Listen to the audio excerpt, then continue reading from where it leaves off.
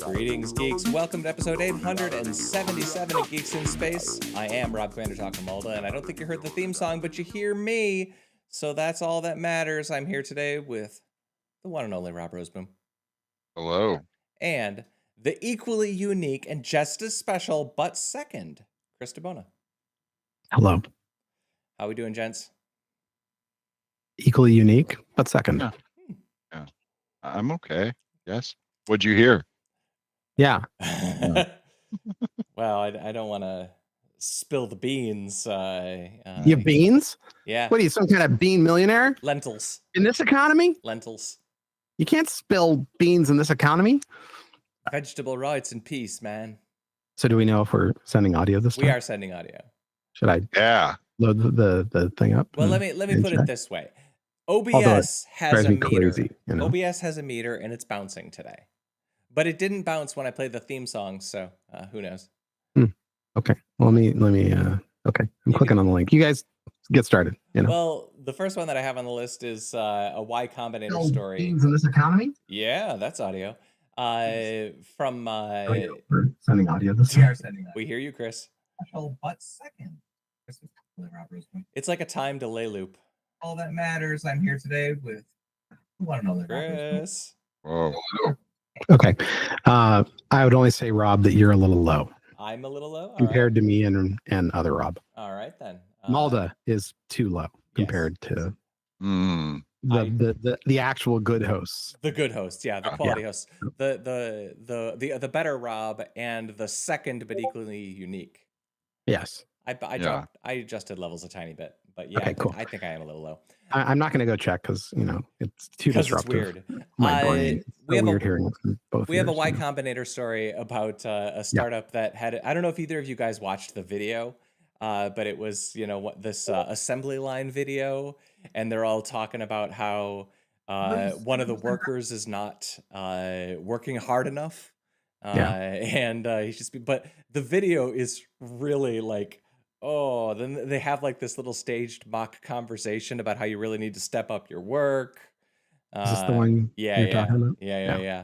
And then they ended up, it's for a startup called Optify. They ended up pulling the video because like, it was just like horrifying. And the worst part about it is that like, clearly this is already what happens.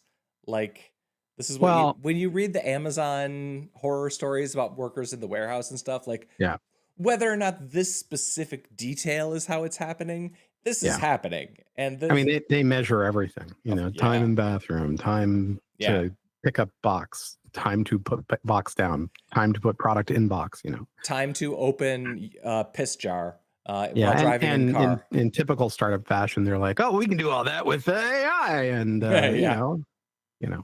That's how I like the someone said dehumanizing humans, slavery as a service or whatever.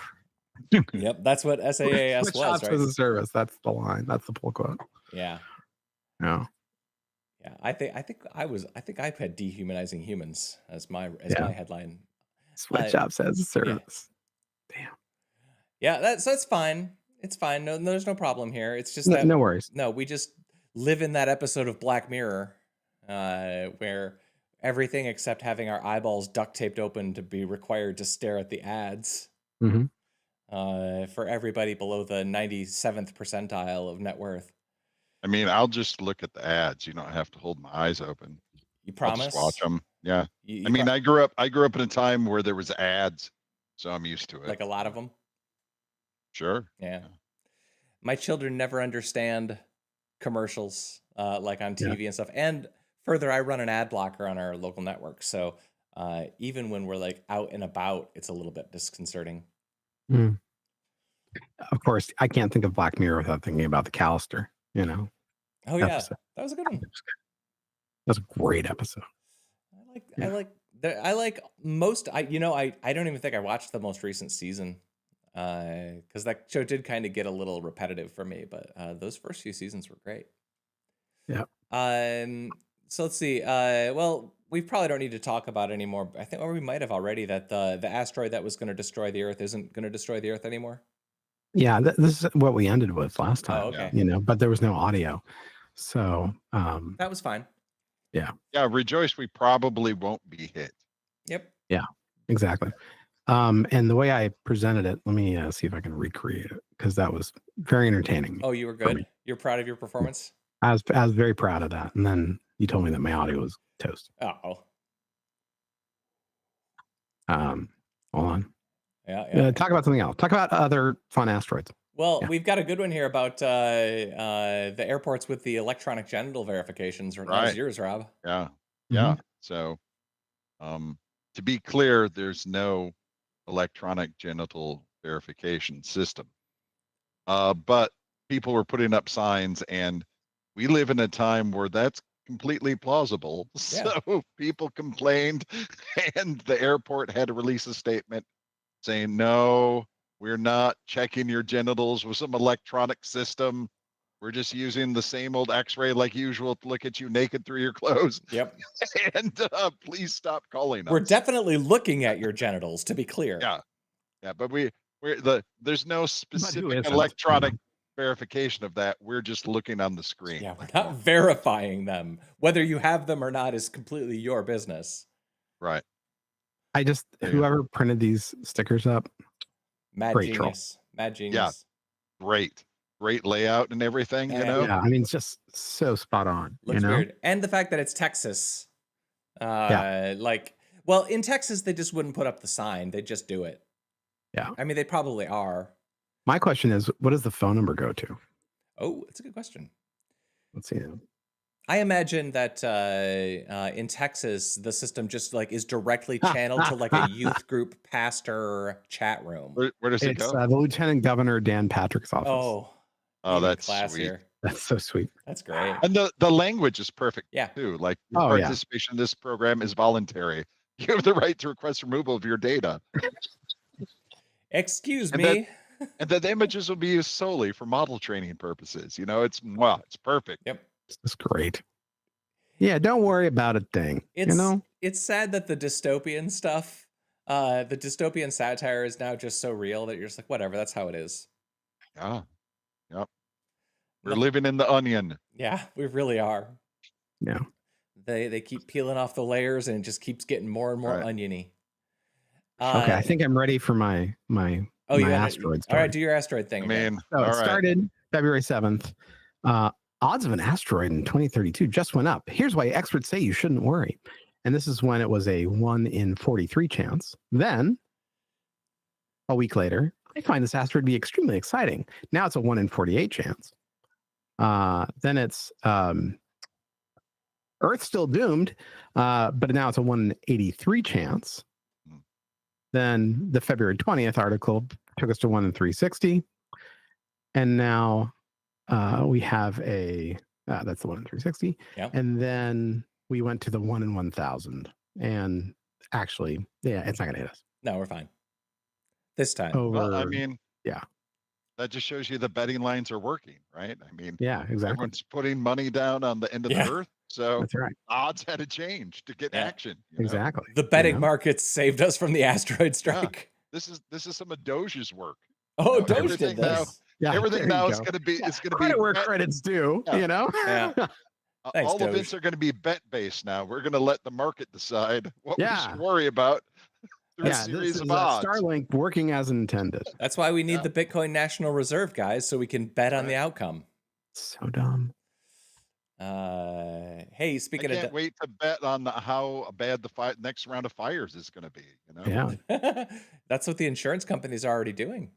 But they're doing it by making sure they have no money so they can just declare bankruptcy and then let the I think it's worth pointing out that even the insurance states. companies were like, if an asteroid hits, it's going to be very hard to reinsure. It's going to be very hard to pay off those claims. I think that we should have the astronaut not hit.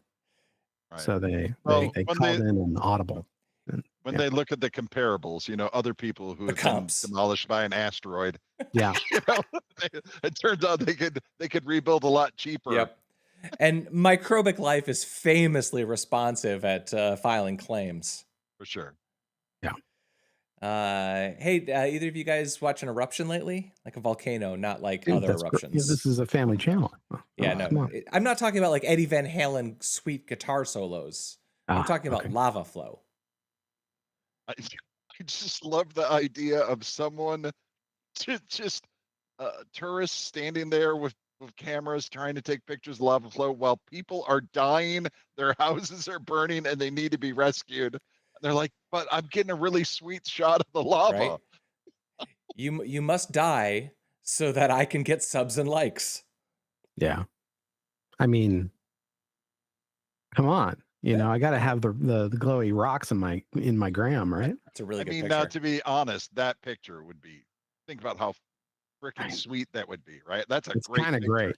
Yeah. It is the last photo before you die, but it's an awesome picture. Yeah, You know? yeah. Maybe invest in the 800mm lens and stop using the 24mm lens, though. So you would be further away? Yeah, and safe. And Okay.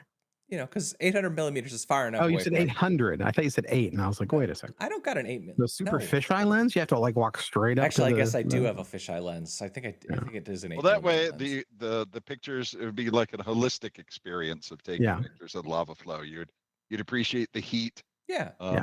You know, it would be part of the experience. Perhaps there would be warping. You know, like yeah.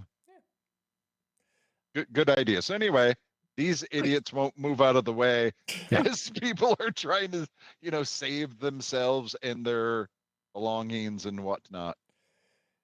I mean, that's other people's problems. That's not their Sure. problems. Everyone for themselves. That's the new world motto. That's how it is now. Yeah. Fortunately, after the asteroids destroy all life, and after the lava kills all the dumb people, we're gonna have to learn how to go back to basics, like building a hand plane, perhaps. Mm-hmm. This is you, Chris. Can you forge a hand I'm plane? trying to find it. It's the next one in the Discord channel. I'm sorry. Okay, so here's the thing. You know, this is a YouTube link. I know. So you might remember I ran the patent search at Google. Yeah. And so this guy, sometimes he'll build tools that existed in patents or had a prominent patent, and he'll build it from scratch. Sure. Right. From the patent. With some more modern tools, but still. This time he started his video with a song about the hand planing patent. Okay. And it's honestly one of the funniest things as a patent nerd that I've ever seen. Because like the number of people selling this product still talk about the patent, talk about the Brown's patented planer, and then but everyone calls it something slightly different. And so the song is all the different ways people talk about it, and it's incredibly charming. It's a great channel. So the hand tool rescue guy, he does incredible work. He's the one who did the gas powered pogo stick. You know, it was a concrete stamper, but which was safe. Yeah, totally safe. Yep. But yeah, it's like, yeah, he does wacky stuff, and I loved the song. It was so great. I will listen to that and watch that video. I won't play it because it'll be loud. Yeah. All right. Hey, do you guys like peeing in groups together with like your friends and stuff? No. Oh, because then monkeys do. You want to be like a monkey? If all the other monkeys were peeing together, would you do it too? Maybe. Well, I mean, you'd have to then once that peer pressure kicks in. Do you want to be the one? I will. I'm going to give Asahi Shimbun some credit in just showing a picture of monkeys and not monkeys peeing. Or like one of those monkey pee pictures that used to show up that we'd have to moderate down all the time. Oh my God. Yeah. A lot of those. Yeah. Thanks, Although Internet. it is weird that they don't show them in the bathroom putting on makeup and talking about how their dates suck. Well, I think that they stopped doing that when the electronic genital verification machines went in. So yeah. Once they found out about it, once they saw the sign, called the governor, registered their complaint. The lieutenant governor. That's fine. Who cares as much as the governor? But yeah. Yeah. So the story is that chimps prefer peeing together. Huh? I'm glad science measures was this that. a Zen story or a Malta story? This is a Zen story. It seems like a Zen story. Yeah, he's very animal. Just wild. Can't get the guy to stop talking about monkey pee. Yeah. Well, not until everyone knows. Then he'll stop. I'm just educating people. Spreading the good word. Yeah. Spreading the moisture. Ew. Oh, goody. Let's stop. Let's Yeah. stop. What else we got? We found out that Firefox definitely doesn't sell our personal data, and then they definitely are selling your personal data. But they're not. They had to change their terms of service to comply with the California rules around what it means to process data. You know, I mean, I think that people were a little harsh on this one. Yeah. Okay. Explain. Yeah. I have no horse in this race. So terms of service are very complicated documents. Yeah, they are. And companies legitimately use them to hide a lot of nonsense, right? Yeah. Mozilla is under new management, and I actually think she's really quite good. And she's doing that top down, like, let's see where we're performing well, where we're not, what we need nip and tuck and fix. And one of the areas that's actually been a problem is, their legal documentation.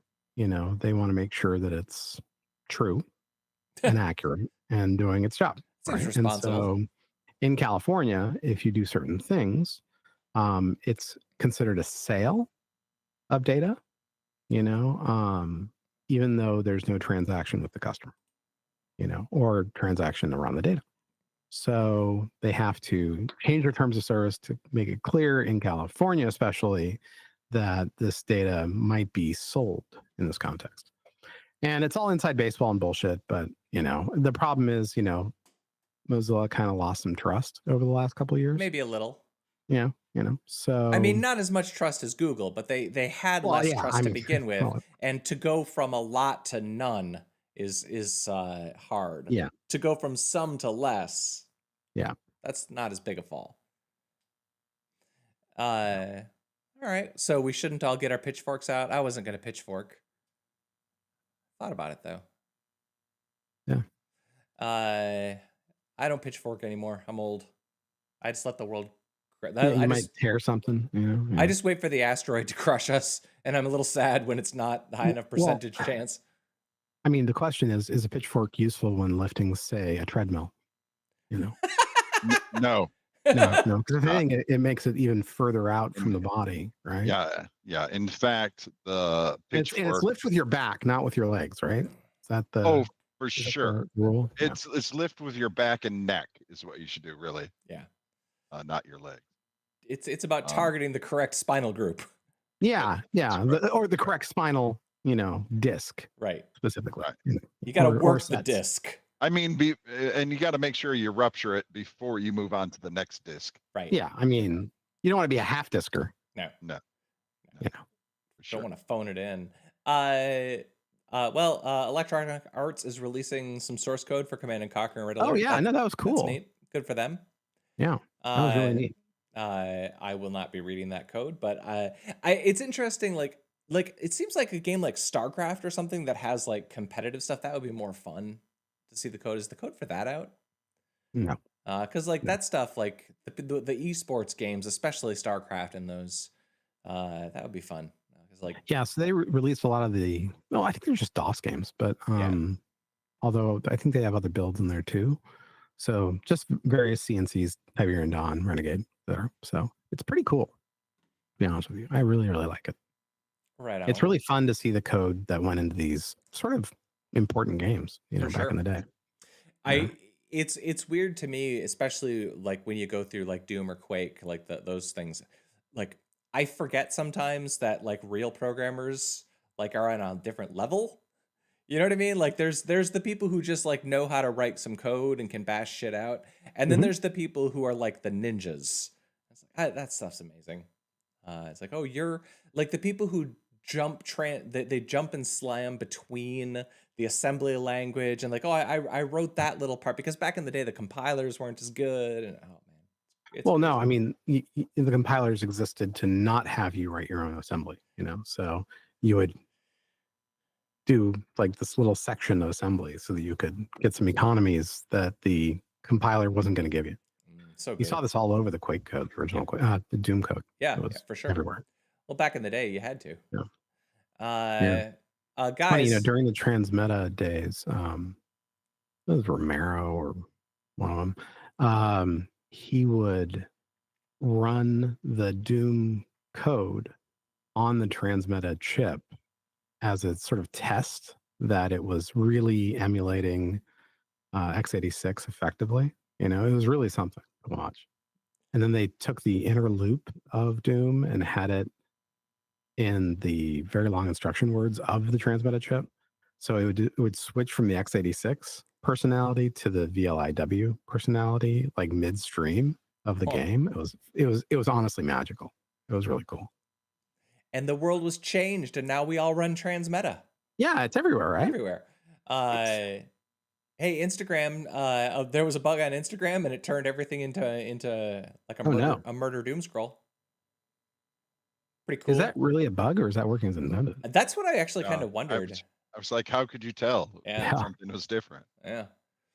I mean, I stopped reading Facebook because that's what it turned into. Wait, is Instagram Facebook? Yeah. Yeah. You know what they should do, though, is they should maintain separate brand identities for every single service so that nobody can keep track of who owns what anymore. And then we don't direct our ire towards Alphabet or Meta. We direct it towards one brand and protect the other one. Because that's truthful and honest. That's not being evil. Yeah, so we don't blame it on Starlink YouTube. We blame it on Facebook, TikTok. Yeah. We saw that Alexis Ohanian is joining the Project Liberty bid for TikTok, right? Oh, great. That we talked about a couple of screens ago. Oh, great. Let's see. Okay, so there's an Indian dude who got damages because there are too many commercials in front of his movie. You picked this for me, didn't you, Rob? I did, because we had talked about it right in that last episode, and I saw that story. I'm like, good for you, dude. There's been legislation that they've tried to push through in different states that you have to identify the start time of the movie and not the start time of the show. This story is weird, though, because he got in trouble because he was late for work. For work, yeah. Like, who goes, I've got, 2 hours. This movie is an hour and 45 minutes. I'll just go and watch a movie before work. Well, Indian movies are 4 hours long and have an intermission. I mean... So here he claimed the delay amounted to unfair trade practice and sued PPR Inox for 50,000 rupees. Basically, it looks like he sued them for about $700, and then the Disputes Commission found in his favor and issued him basically about $2,000. That seems completely reasonable. You know, you're stressing out during that third act. Like, am I going to be late for work or not? Yeah, I do wonder if they're like, in their calculation is, okay, it's going to cost us $1,400 for everybody who manages to go through the disputes. Or do we make more than that from the commercials? I just find it infuriating. Or they just have to be more open about how long the commercial is going to run. Just tell me the showtime start. When do I have to be in my chair? That's all. That's all I need. Yeah, when is Falcon and the Red Hulk? Something. You know what? Actually, that one. Did you watch it? Yeah, I saw it. Yeah. The commercials ahead of that one, they were only I think 18 minutes of them, which actually it's a good thing that I made it on time, because usually the IMAX shows in my theater, there's usually 27 minutes of garbage before the showtime. So so garbage before the garbage. Pre-garbage. Yeah. Like warmed garbage. Before the warmer garbage that you paid for. Hot, sweaty garbage. Yeah. So the soft garbage. Yeah, soft garbage. Well, I mean, because the thing is, I love trailers, but they're just commercials. Sure. So it's like you have like the non-trailer commercials, then you have the trailer commercials, then you have the movie. I don't mind one or two. But when you're like on number trailers 7 or Coke commercials and stuff. Yeah, and then like the 5-minute long IMAX commercial, like I know I'm watching IMAX. I paid an extra $1 so that I could see it in IMAX. Although you were saying about Falcon and the Winter Soldier, I paid 27 cents for my ticket. So I feel like since I used a credit card, I feel like they probably lost money on that credit card transaction after the fees. When I saw Falcon and the Winter Red Hulk. You guys want to get grafted with tardigrade proteins? Yeah, totes. All right, cool. Because that's gonna make you cancer proof, according to science. And what could possibly go wrong? Just grafting another animal's DNA into ours. I'm sure it'll be fine. Well, specifically, they've done it to reduce the damage done by X-rays and those sorts of things. Hmm. They're saying that that should alleviate any extra chance you would have of getting cancer from multiple imaging. This They're is not really saying you could go and expose yourself to the sun yet or walk into a nuclear reactor. Yeah. But that's coming, baby. That's- Once we're getting Doge there. gets into this, yeah. They're gonna Well, I fix mean, it. you know, for all the joking, this is kind of cool. They're great. saying, It is. yeah, you know, if you're a cancer patient, this is something we're going to want to give you to help Yeah. reduce the side effects. the radiation treatments, for Yeah. sure. For sure. Well, what I worry is that they'll give you a tardigrade treatment and it'll get into your cancer. Your cancer is going to suddenly be like indestructible Super space cancer? cancer. Yeah, Yeah. well, we're just gonna inject ourselves with venom symbiote. Yeah. Although another set of legs or arms might be kind of cool. Yeah. It came out like Listen. in the middle of you. Sen, I don't know how many times I got to tell you this. Just because you have extra legs and arms and discs and treadmill appendages, it doesn't mean that everybody wants that. Come on, man. You know, I'm telling you, have not another RFK set of Jr. This stuff. We don't all want dead bear heads in our cars. having another set of leg arms is the best thing I've ever done. Leg arms. Leg arms. Leg arms. Yeah, you can run on all six and get up to really great speeds. And you know, I can't quite exist in the vacuum of space, but you know, I do just fine in one of those vacuum bags for a while. So I mean, I can't even. I'm sorry. I was gonna make a terrible joke. Never mind. No, I was trying to think of like a human sous vide joke. Ooh, That's where I was going with it, you know? that makes sense. Because like hot tubs are kind of expensive to run, but like if you can reduce it just to the oh, human sous vide Yes. part, you Yeah. know, right. Yum. because those don't use a lot of power, you know, when they're cooking meat or whatever, you know. So We've also got a story about scientists trying to bring back woolly mammoths. Oh, yeah. with mice. They've updated that. Now they're saying they hope to have one in 2028. Because they're actually going in and editing Indian elephant genes right now that are different. But as you see in the picture, they've made woolly mice. Little fluffy mice. that's kind of hilarious. They're adorable. So can I ask a question? Do you think that the guy who was late for work, that's why they delayed Yeah. the mice to 2028? 2028. Maybe it's the same guy, Would have been 2027, except there were too many trailers at the head of that movie. right? Mhm. You know, we could have I mean, had these adorable, fluffy little guys. You know, that said, maybe it goes wrong. Maybe we don't get fluffy mice. We instead get extremely nice-looking mammoths I want to go. rampaging through I want to go to the Hyderabad. Jurassic Mice Island where little tiny Jurassic mice, mice. Yeah, little tiny mice nip at your ankles, and everybody's like, ah. I mean, this is cool that they've got that. For And sure. Mhm. furry mice, great, good for you. But I mean, call me when you get saber-teethed mice. You know, yeah, that'd be great. Oh, I want that. Rob, we're missing an opportunity here. Considering your expertise for the with the denizens of Skull Island, okay? Yeah. If we take the tardigrade thing and we bring it into via Monarch, I'm sure, right? Your friends at Monarch, and they bring that into the MonsterVerse, right? And they give it to Godzilla and King Kong. What would that do? Like, I think that'd be great for them. I mean, although they were created because of radiation. I mean, not King Kong, but you know, Godzilla. Traditionally, Yeah. you know, what do you think would be the interaction of the tardigrade DNA? Probably like Space Godzilla. I mean, Space Space Godzilla. Godzilla Don't we already have is one of Mechagodzilla? Godzilla's villains, and he's basically just that. He is Tardigrade Godzilla. Godzilla DNA. I can't remember exactly how, but it gets mutated in space and becomes Huh. like a big flying Godzilla who's part crystal, if I remember correctly from the movies. You could call him Godzilla Garde. You know, that almost sounds Japanese. Yep. Yeah. Godzilla Garde. Rob, Mhm. did you ever finish the Monarch TV show? I did. Was it good? No. I mean, It ran parts out of of it were gas. okay. Did it have King Kong in it? Did it have Godzilla in it? It did. It should have Okay, been well, half as yeah. long. It should have had twice as many monsters. Yeah. Mhm. And I didn't particularly think the a romance story that was told in between the origin story of Monarch was all that compelling. Yeah. Well, you know, they They're tried basically the Tyree they're basic- Henry, Bobby Brown thing in the movies. I'm like, no Yeah, one cares. they were trying to do like 3 stories all at once in Monarch. Yeah. The love story of the main characters, the story of Monarch as a thing, and then the story of the monsters. And you know, I watch those for the monsters primarily, not the love story or, you know, the logistics of how you would make a Titan a monitoring organization in the government. Mhm. You're not I interested in the mean, bureaucracy? yeah, that can be interesting, We I got guess, we but got Doge for that. Monsterocracy. not particularly compelling for me. That's fair.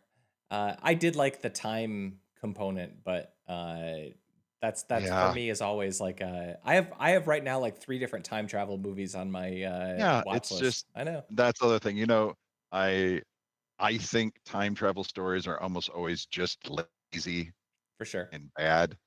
And this was just, you know, like I'm surprised they didn't have an alternate universe storyline since that is all the jam Yeah. for a while.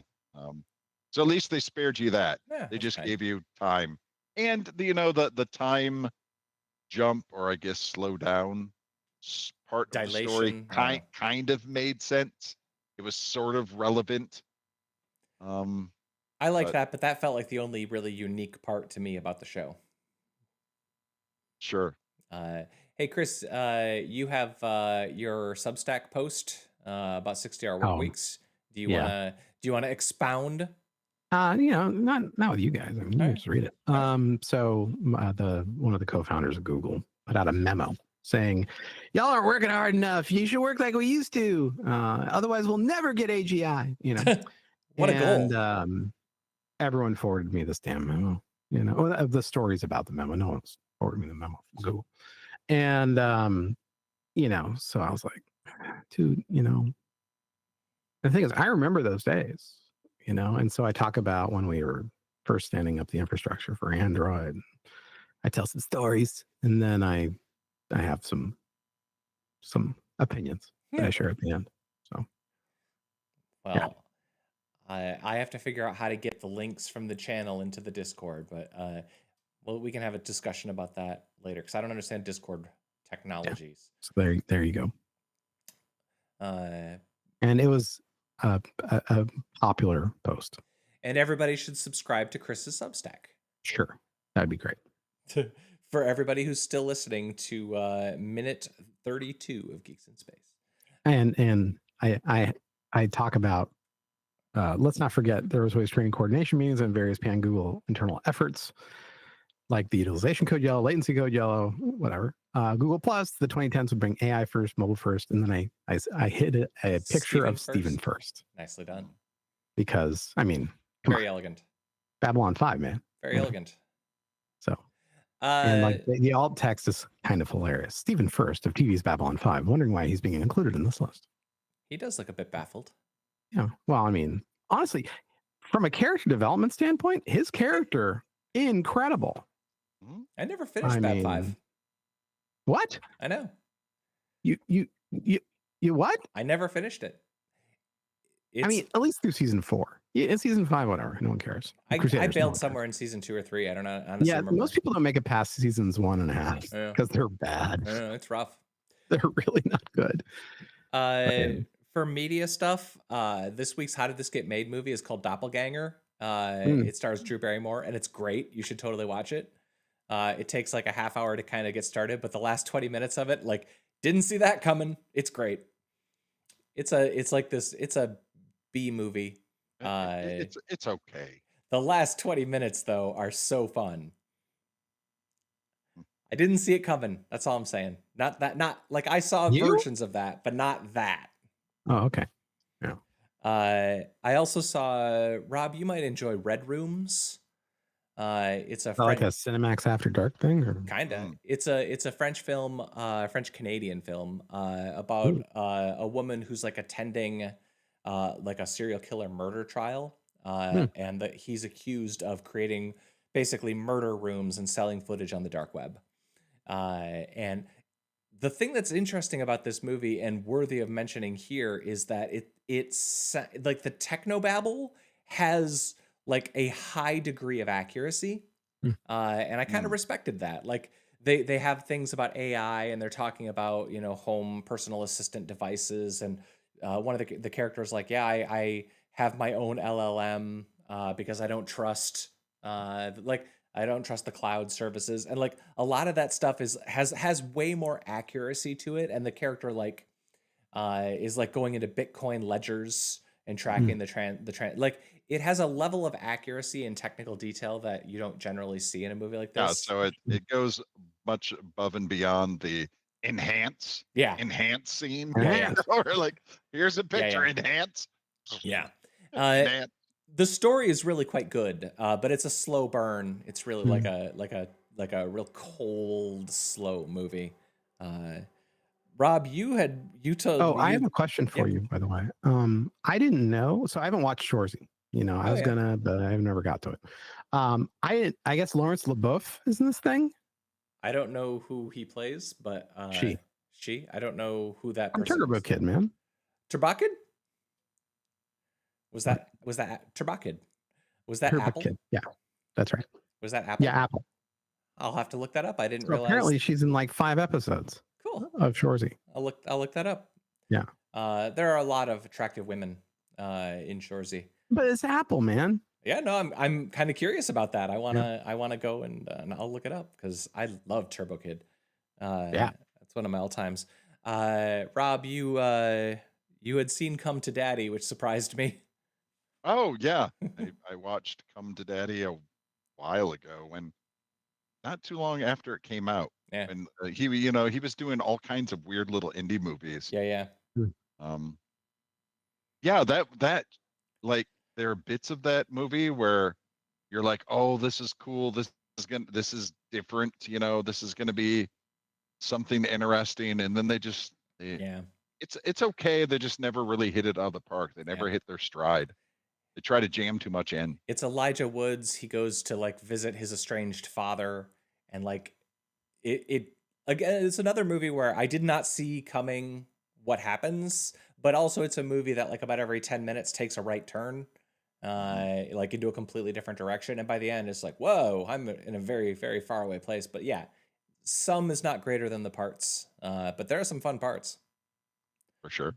The other one that I watched of interest to you, Rob, and this is a high recommendation, is one called The King Tide. They just reviewed this on Red Letter Media, so I watched it, and it's good. It's a slow burn kind of movie. It's about a bunch of villagers like who live in like a Canadian island, and they've been cut off from the rest of the world for like a decade, but 10 years before kind of the start of the main story, a baby washes up on shore who possesses healing powers. And so for the last... So the baby's alive. Yes. So for the last decade... It's not like a tardigrade. No. What's the trilobite looking animal that everyone's using for heparin now?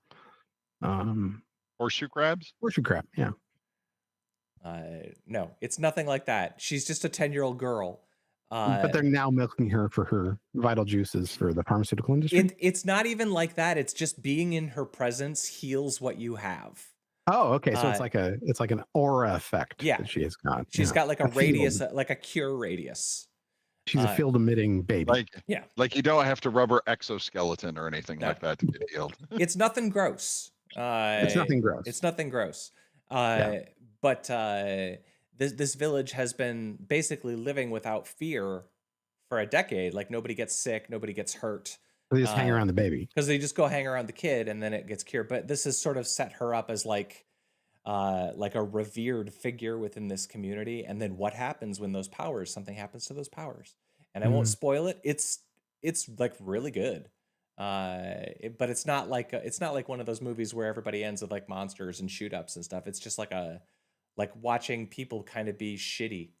Like a movie like that, and like what happens. Then the baby goes through puberty, and suddenly her healing factor's gone or something. You should watch it. What's the name of it again? It's called The King Tide. It's not Hmm. very long. It's like an hour Okay. 40. It's beautiful. It's gorgeous. Like all these beautiful vistas and like scenery and like actors like acting and like talking and like Acting. and you believe it, and it's not just like CGI and blue screens and Okay. ADR dialogue. Cool. It's damn good movie. Top marks. That I saw a bunch of other stuff, but you definitely don't want to watch anything else I saw in the last week. Neither of you But care about Bridget Jones for sure. did she have a new movie? She did. Because I saw the advertisements when I was in London. I'm Yep. like, did she do a new movie? Is there Yeah. like a play adaptation? There's a 4th Bridget Jones movie. Wow. I know. It's not bad. Does it have Hugh Grant? It in does, it? and he's the best Have part they of had Hugh Grant in it ever? He's in the first Am one. I remembering like a fever dream? I've only of- seen the first one and the 4th one. I never watched the ones in the middle. But Hugh Grant is the best part of this movie, like by heads and shoulders. He's so charismatic. He's just like a kind of gross, creepy, horny old dude. But like he's nice now. It's really he's so good. He's so charming. Mad about the boy. Mad about the boy. I guess they're angry at a child. No, I think it's mad in the sense of like I Oh. love the boy. I'm like hot for the boy. I'm crazy about him. Well, I heard that was a really bad kid, though. So Yeah, he deserved it. Whatever happened. Either of you guys see anything worth recommending? no, nope. All right, then. That's what we got. We say goodbye to Chris DeBona. Goodbye. Goodbye to Rob Roseboom. Goodbye. That was episode 877 of Geeks in Space with audio. Pretty exciting. I was Rob Commander Taco Malda, and we'll